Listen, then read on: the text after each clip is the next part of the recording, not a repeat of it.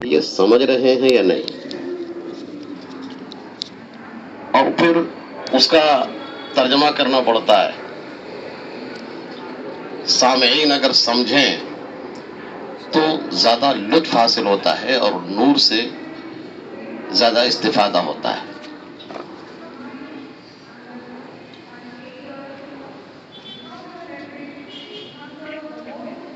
شمالی ہندوستان سے آنے والوں کا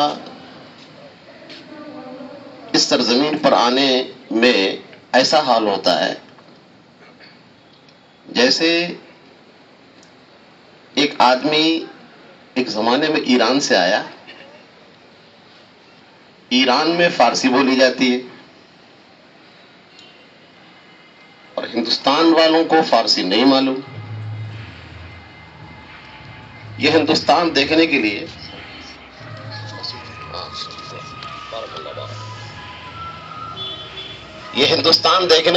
ایران سے آیا کہ ہندوستان دیکھو کیسا ملک ہے. اس نے سب سے پہلے صبح کو دلی کی سرزمین پر حلوہ بیچنے والے کو دیکھا کہ شتل میں بہت سارا حلوہ رکھا ہے.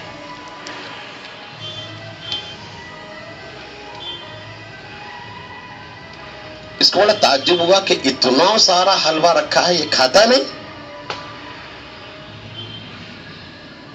خاموش بیٹھا ہے، کھاتا نہیں. اس کے قریب گیا، بہت تھوڑی سی اردو آتی تھی، ہندی. تم کھاتا نہیں؟ دکان والے نے کہا ہم کھائے گا تو تباہ و برباد ہو جائے گا، ہم بیچنے کے لیے رکھا ہے، ہم ہی کھائیں گے تو پھر بیچیں گے کیا؟ بولا اچھا، حلوہ کھانے سے برباد ہو جاتا ہے تو ام کھائے گا، ام دیکھے گا کیسے برباد ہوتا ہے. پورا حلوہ کھا گیا. دکان والے نے سمجھا اچھا ہوا، شام تک انتظار کرنے کے بجائے ایک ہی آدمی مل گیا، وہ پیسہ دے. ایک ہی آدمی پورا حلوہ کھا گیا، پیسہ دے گا. اس نے پیسے طلب کیے. بولا تم بولا تھا حلوہ کھانے سے مر جائے گا، برباد ہو جائے گا، پیسہ کس بات کا، ہم مرا نہیں.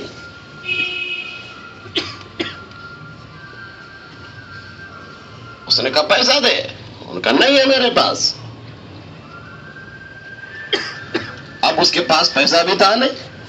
اس نے سب لوگوں کو اکٹھا کیا، ابا کے فون وہ پیسہ دینے کو تیار نہیں ہوا. ویڈیو پکڑ. وہاں کے لوگوں نے اس کو سزا دی، اس کو آئندہ کوئی ایسی حرکت نہ کرے، اس کو گدھے پر بٹھاؤ، پورے شہر میں گھماؤ، بچے اس کے ساتھ گھومیں اور ڈھول بجائیں، اس کو ذلیل کرو پورے شہر میں تاکہ کوئی بھی حرکت ایسی نہ کرے. اس کو گدھے پر بٹھا کر بچوں کے ساتھ ڈھول باجا تماشا لے کر پورے گاؤں میں رخصت گھمایا. اپنے ایران پہنچا. ایران والوں نے کہا ملک ہند چگونه است، ہندوستان ملک کیسا ہے؟ بولا خوب است، خوب است، خوب است، بہت اچھا، بہت اچھا، بہت اچھا. اور بھائی کیا اچھا؟ حلوہ خوردن مفت است، حلوہ کھانا مفت ملتا ہے، پیسہ دینا نہیں پڑتا ہے. اتنا اچھا ملک. اور کیا ہے؟ سواری خر مفت است، گدھے کی سواری بھی فری ملتی ہے. فوج طفلہ مفت است، بچوں کی سواری فوج بھی فری مل جاتی ہے. ڈم ڈم مفت است، یہ شور ہنگامہ ہوتا ہے، گھمایا جاتا ہے، سب فری ہوتا ہے، پیسہ دینا نہیں پڑتا ہے. گاؤں والوں نے کچھ سمجھ کے کیا، اس نے اپنی عزت سمجھا. زبان قرآن کے نہ جاننے سے بہت فرق آتا ہے، مجھے یہ کہنا ہے۔ اس لیے ماہ عالم صاحب نے کہا کہ بے تکلف بولیے، لوگ سمجھتے ہیں، اگر آپ سمجھتے ہیں واقعتاً تو بڑی اچھی بات ہے۔ میں بات شروع کر رہا ہوں، میں یہ چاہتا ہوں کہ آپ سمجھیں، اگر سمجھیں گے تو آپ کو مزہ آئے گا، لیکن ایسا نہ سمجھیں جیسے ایران والے نے سمجھا، الٹا۔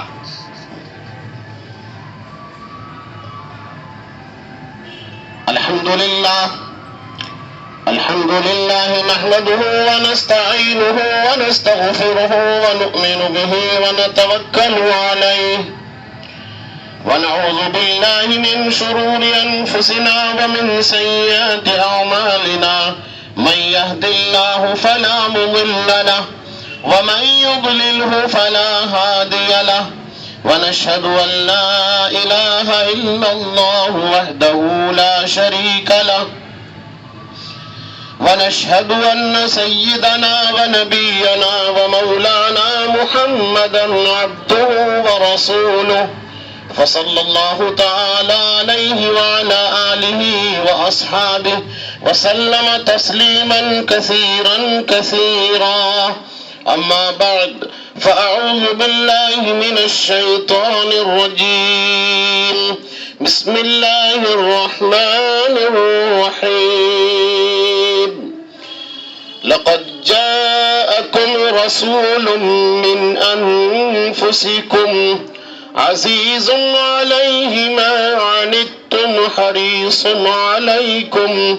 عليكم بالمؤمنين رؤوف رحيم.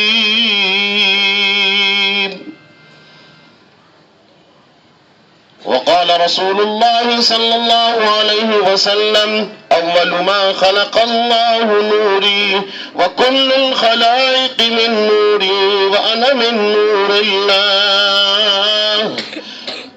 أو كما قال رسول الله صلى الله تعالى عليه وسلم: صدق الله العظيم وصدق رسوله النبي الأمين المتين الكريم، ونحن على ذلك لمن الشاهدين والشاكرين، والحمد لله رب العالمين. أغر عليه للنبوة خاتم من الله مشهود يلوح ويشهد، وشق له من اسمه ليجله، فذو العرش محمود وهذا محمد. ما إن مدحت محمدا بمقالتي، لكن مدحت مقالتي بمحمد صلی اللہ تعالی علیہ وسلم. پہلی گزارش یہ ہے کہ جو بات آپ کے سمجھ میں آئے اور آپ کو اچھی لگے تو آپ بولیے سبحان اللہ. کیا بولیں گے؟ سبحان اللہ. اس سے فائدہ یہ ہوگا کہ آپ کو سبحان اللہ پڑھنے کا ثواب ملے گا اور مجھے پتہ چلے گا کہ آپ سمجھ رہے ہیں.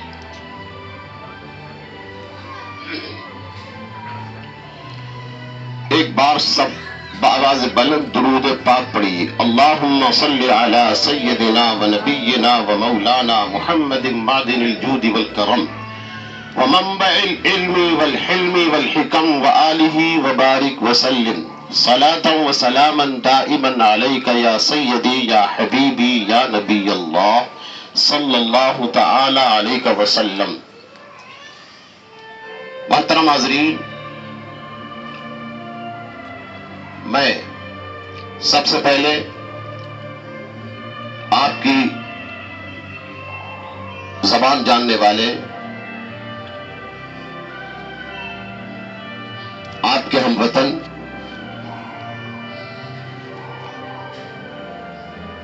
اور میرے ہم مزاج، ہم مسلک، ہم مشرب علماء اہل سنت جو اسٹیج پر جلوگر ہیں، ان کے حق میں اولاً اور آپ کے حق میں ثانیاً دعا کرتا ہوں کہ اللہ تعالیٰ ہم کو اور آپ کو تمام کو اللہ تعالیٰ اپنے محبوب علیہ الصلوۃ والسلام کا سچا عاشق بنا دے۔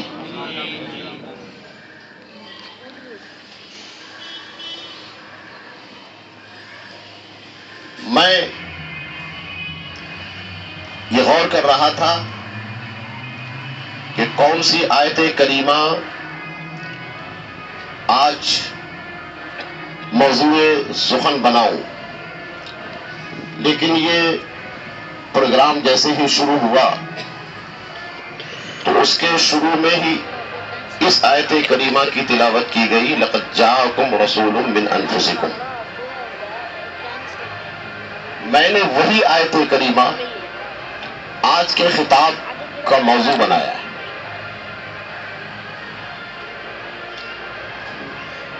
ہنگامہ کسی طرف بھی ہو، آپ توجہ اس طرف رکھیں۔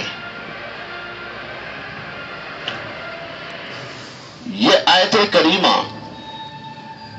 اس کا میں ترجمہ کروں، وضاحت کروں اور اس وضاحت کی روشنی میں میلاد مصطفیٰ بیان کروں، مناسب سمجھتا ہوں کہ اس آیت کریمہ کی فضیلت سے اپنے اور آپ کے ایمان کو روشن اور منور کروں۔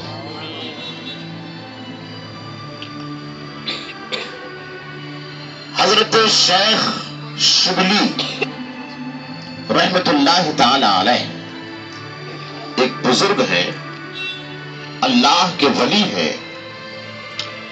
ان کا یہ معمول مبارک تھا کہ اس آیت کریمہ کو جو میں نے ابھی پڑھی ہے، لقد جاءکم رسول من انفسکم، اس آیت کریمہ کو بار بار تلاوت فرما کر بار بار نبی رحمت پر درود و سلام پڑھتے تھے۔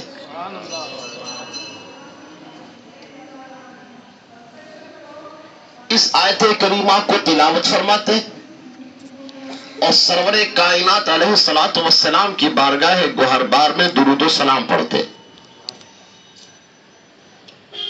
یہ معمول مبارک تھا۔ قسمت نے کروٹ لی اور ایک رات ایسی آئی کہ سارے لوگ سو گئے اور یہ بھی جب سوئے تو یہ جو ماتھے کی آنکھیں ہیں یہ تو بند ہو گئیں، دل کی آنکھیں کھل گئیں۔ سمجھ رہے ہیں آپ؟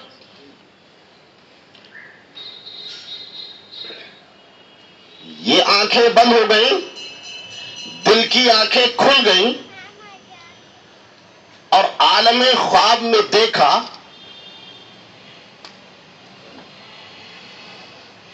کہ نبیوں کے امام، رسولوں کے امام، محبوب رب العالمین رحمت للعالمین سامنے تشریف لا رہے ہیں۔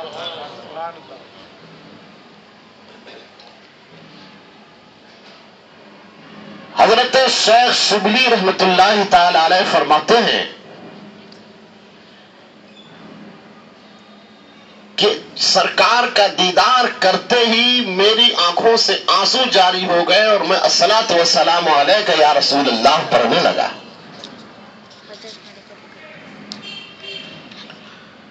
سرکار مسکرائے اور فرمائے شبلی قریب آؤ۔ سبحان اللہ۔ شیخ شبلی رحمت اللہ تعالی علیہ فرماتے ہیں کہ میں قریب آیا، سرکار نے فرمایا شبلی اور قریب آؤ۔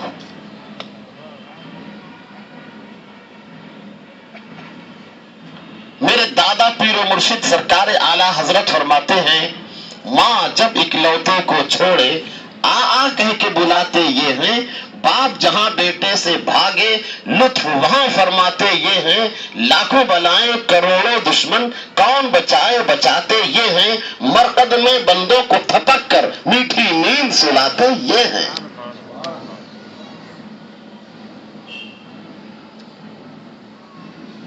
شیخ شبلی رحمت اللہ تعالی علیہ فرماتے ہیں میرے قریب آؤ۔ سرکار کے قریب قریب آئے سرکار نے اتنا قریب فرمایا. شیخ شبلی فرماتے ہیں کہ میرے آقا نے میری دونوں آنکھوں کے درمیان بوسہ دیا. اب بولیے سبحان اللہ. میری آنکھوں کے درمیان بوسہ دیا. شیخ شبلی رحمت اللہ تعالی علیہ فرماتے ہیں کہ میرے آنکھوں سے آنسو جاری ہو گئے. میں نے کہا فداک ابی و امی یا رسول اللہ، میرے ماں باپ آپ پر قربان، کون سا میرا عمل ہے جس کی وجہ سے آپ اتنا پیار کرتے ہیں؟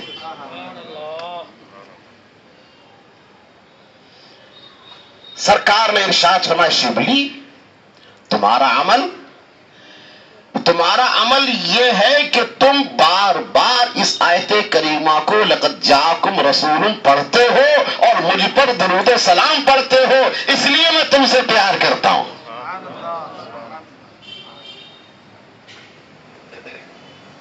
اللہ.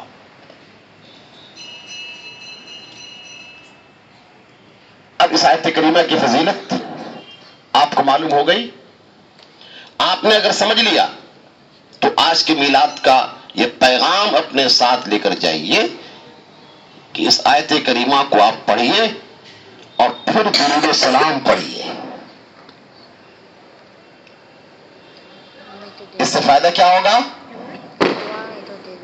اس سے فائدہ یہ ہوگا کہ ابھی میں تھوڑی بات سمجھ رہا تھا قبر کے حالات پر. مولانا فرما رہے تھے کہ قبر میں جب سوال کیا جائے گا اگر یہ عادت رہے گی فرشتے پوچھیں گے ان کے بارے میں کیا کہتے ہو، تمہاری عادت ہوگی تو جواب دینے کی ضرورت نہیں ہے.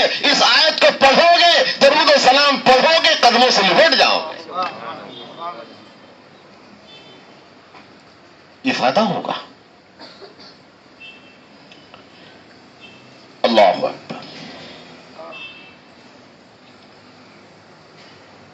رب کریم ارشاد فرماتا ہے لقد جاءکم رسول من انفسکم عزیز علیہ ما عنتم حریص. یقیناً تمہارے پاس آئے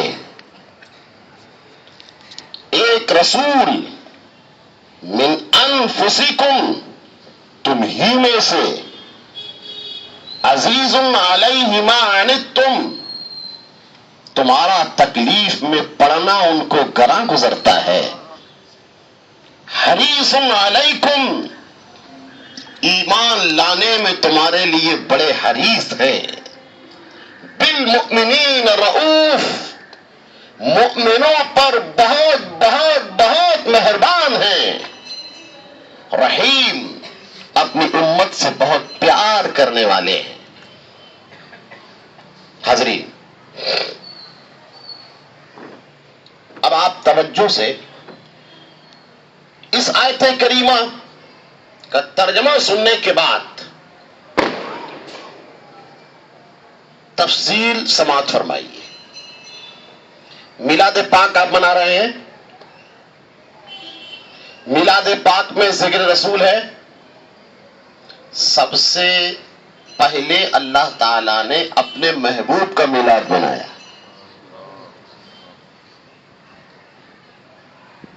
آپ کو ہم ایک بات اور بتائیں. ہمارے ایک مقرر حضرت مولانا جمالی صاحب آج تشریف نہیں لائے. ان کے شاگرد ہیں. میں دعا کرتا ہوں کہ اللہ تعالیٰ جمالی صاحب کے جمال کو اور بھی عام اور تام فرمائے. فرما رہے تھے لا یؤمن احدکم حتی اکون احب الیہ من والدہ وولدہ والناس اجمعین. محبت. آپ کو نکتے کی بات بتائیں، آپ پڑھے لکھے لوگ ہیں. محبت شرکت نہیں چاہتی ہے. محبت پارٹنرشپ نہیں چاہتی. محبت آپ کے دو بھائی ہیں، ایک بھائی سے آپ زیادہ محبت کریں، دوسرا بھائی ناراض ہو جائے گا. آپ کی دو بہن ہیں، ایک بہن سے زیادہ محبت کریں، دوسری بہن خود بخود ناراض ہو جائے گی. محبت پارٹنرشپ نہیں چاہتی ہے، محبت شرکت نہیں چاہتی ہے. یہ محبت کا مزاج ہے. آپ علم کی روشنی میں تجربہ کریں کہ شادی سے پہلے بیٹے کے ہزاروں نخرے ماں برداشت کرتی ہے. ہاں؟ ستاتا ہے، کہنا نہیں مانتا ہے، ٹائم پہ کھانا نہیں کھاتا ہے، اسکول نہیں جاتا ہے. ماں ناراض ہوتی ہے، چلاتی ہے، پھر یہ ہے ہی ایسا، نظر انداز کرتی ہے. شادی سے پہلے وہ ماں بیٹے کے ہزاروں نخرے برداشت کرتی ہے، اور شادی کے بعد اگر ماں کا کہنا بیٹا تھوڑی دیر کے لیے نہ مانے اور نافرمانی کرے تھوڑی دیر کے لیے، تو وہی ماں کہتی ہے میرا بیٹا بہت اچھا تھا، یہ کل سے جو آ گئی ہے نا اس نے میرے بیٹے کا دماغ خراب کر دیا. میرا بیٹا بہت اچھا تھا. ارے بھائی، ایک دن پہلے ہزاروں نخرے برداشت کیے، اور ایک دن کے بعد وہی ماں بہت اچھا میرا بیٹا. یہ جو آئی ہے نا، اب وہ بیچاری کچھ نہیں مگر بدنام. اس کو پتا چلتا ہے تو پھر وہ سیدھی ہو جاتی ہے، کس نے کہا؟ میں نے ان سے کچھ نہیں کہا. اب وہ بیوی سے زیادہ محبت کرتا ہے تو ماں ناراض، ماں سے زیادہ محبت کرتا ہے بیوی ناراض. یہ بیچارہ بیچ میں ہے. اس لیے حدیث میں نکاح نصف الایمان. ہاں، نکاح آدھا ایمان ہے.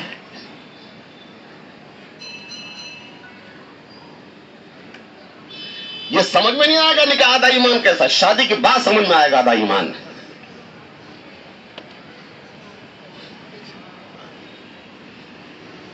اگر آپ کے سمجھ میں آیا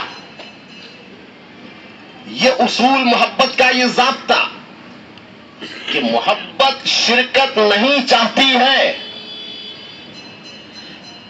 ایک عاشق یہ چاہتا ہے کہ اس محبوب سے میں ہی محبت کروں، دوسرا نہ کرے. یہ دنیا کی محبت کا اصول ہے کہ دنیا کی محبت، دنیا والوں کی محبت پارٹنرشپ نہیں چاہتی ہے، شرکت نہیں چاہتی ہے. اللہ کے رسول کی محبت ایسی ہے کہ پروردگار عالم اپنے محبوب سے محبت کرتا ہے، ایسی محبت کرتا ہے، خود بھی محبت کرتا ہے، اور وہ یہ چاہتا ہے ساری کائنات محبت کرے.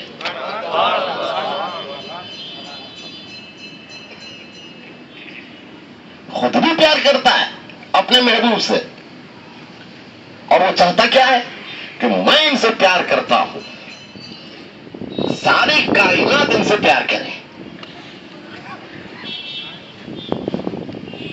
اور جو کائنات میں ان سے پیار کرنے لگتا ہے اس کو اپنا بنا لیتا ہے. ولی اسی کو بناتا ہے جو محبوب کا غلام ہوتا ہے. قل ان کنتم تحبون اللہ فاتبعونی یحببکم اللہ. ولی بننا چاہتے ہو، غوث بننا چاہتے ہو، قطب بننا چاہتے ہو، ابدال بننا چاہتے ہو، محبوب الہی بننا چاہتے ہو، غلام رسول بن جاؤ، سب بن جاؤ گے.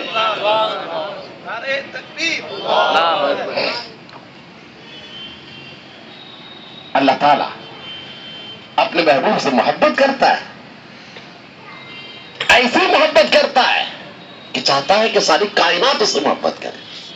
میں بھی ان سے محبت کرتا ہوں، ساری کائنات ان سے پیار کرے. اور جو پیار کرے گا وہ میرا ہوگا، اور جو ان سے دور رہے گا وہ مجھ سے دور رہے گا۔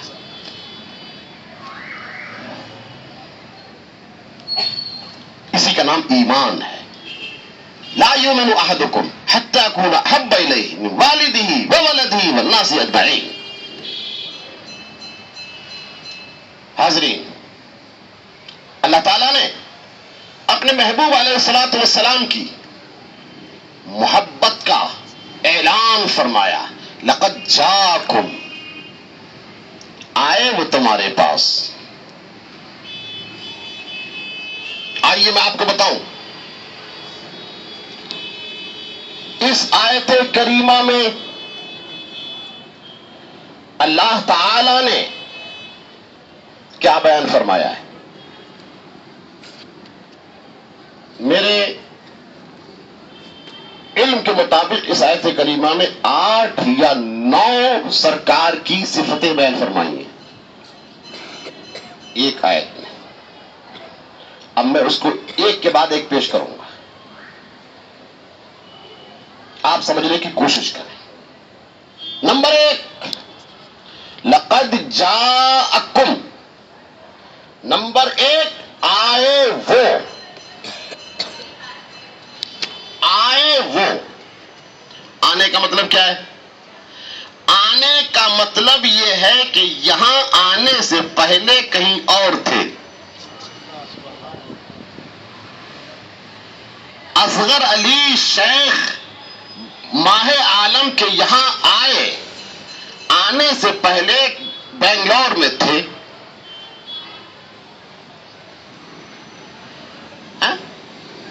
آپ یہاں مغرب کے بعد میں میلاد میں آئے، آنے سے پہلے اپنے گھر میں تھے۔ آپ چنئی میں آئے، آنے سے پہلے کہیں اور تھے۔ آپ بازار میں آئے، آنے سے پہلے کہیں اور تھے۔ یہ آنا بتا رہا ہے کہ آنے سے پہلے کہیں اور تھے۔ لقد جاءکم کا مطلب یہ ہوا کہ وہ آئے، آنے کا مطلب یہ ہے آئے تمہارے پاس اب ہیں، لیکن تمہارے پاس آنے سے پہلے یہ محبوب ہمارے پاس تھے۔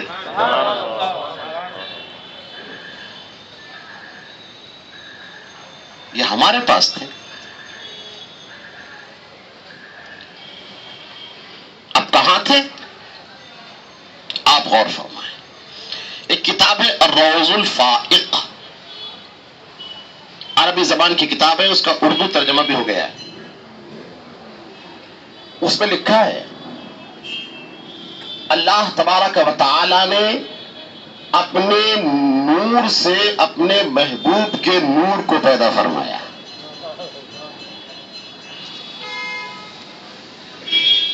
اور اس نور سے اللہ تعالی نے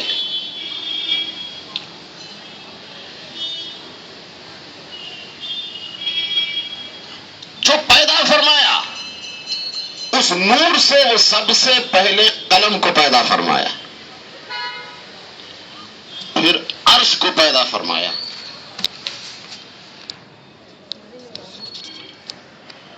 اس نور کو اللہ تعالی نے عرش کے سائے میں رکھا۔ بہت تفصیل ہے الروض الفائق میں۔ اس نور مبارک کو اللہ تعالی نے حضرت آدم علیہ الصلوۃ والسلام کو پیدا کرنے کے بعد،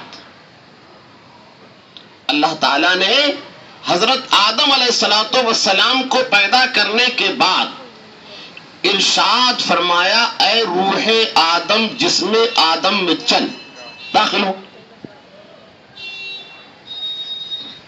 روح آدم جسم میں گئی، واپس آ گئی۔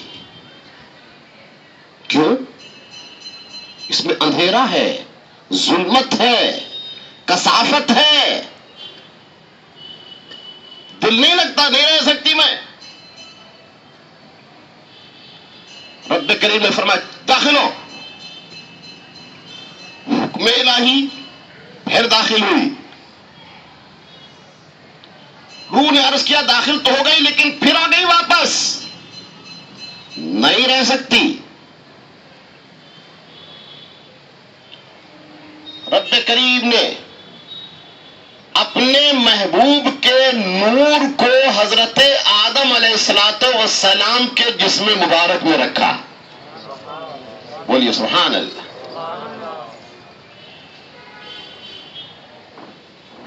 اب جسم مبارک منور ہو گیا،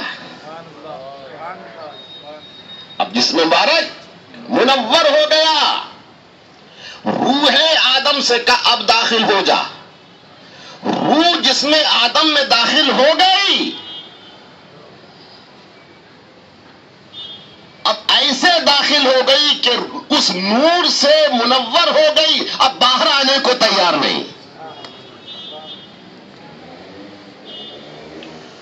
کروڑوں روپے آپ بلڈنگ میں لگائیے، ہیرے جواہرات آپ لگا دیجئے، اول تو ملنا مشکل ہے، چلیے ہیرے جواہرات بھی لگا دیں آپ، پوری دنیا میں آپ کی بلڈنگ سے بڑی بلڈنگ کوئی نہ ہو لیکن کرنٹ کا انتظام نہ ہو، بولیے بلڈنگ اچھی ہے؟